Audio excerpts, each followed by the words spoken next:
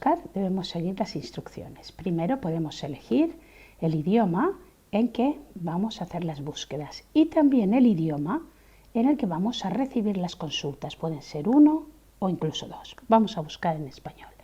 Después elegimos qué queremos. Si queremos recoger actividades, personajes y obras, y las jerarquías nos permiten combinar todos estos filtros con las categorías. Vamos a ver actividades dentro del sistema educativo. Tenemos el español, donde están todas las materias y dentro de cada materia cada curso y dentro de cada curso cada bloque. Podemos elegir un curso, ojo, en ese caso no podemos elegir lo menor, o podemos elegir incluso bloques. En este caso vamos a elegir estos dos bloques. Actividades de biología de estos dos bloques de cuarto de ESO. Aplicamos filtros y aquí las tenemos. Entramos directamente a ellas y podemos verlas.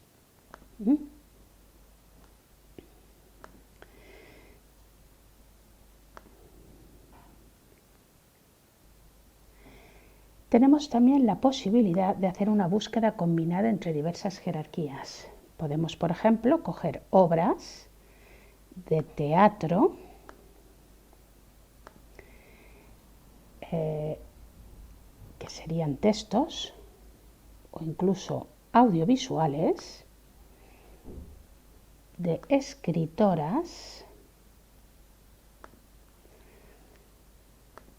por ejemplo, del barroco y de la querella de las mujeres. ¿De acuerdo?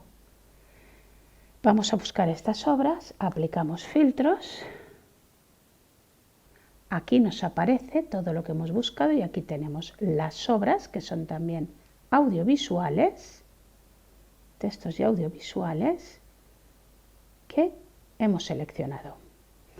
Estos son búsquedas combinadas que nos dan mucho juego. A estas podemos añadirle, además, por ejemplo, cuáles obras de teatro del barroco de la querella de las mujeres podemos encontrar en tercero de ESO de lengua y literatura castellana. A ver si hay alguna, incluso a ver si tenemos actividades.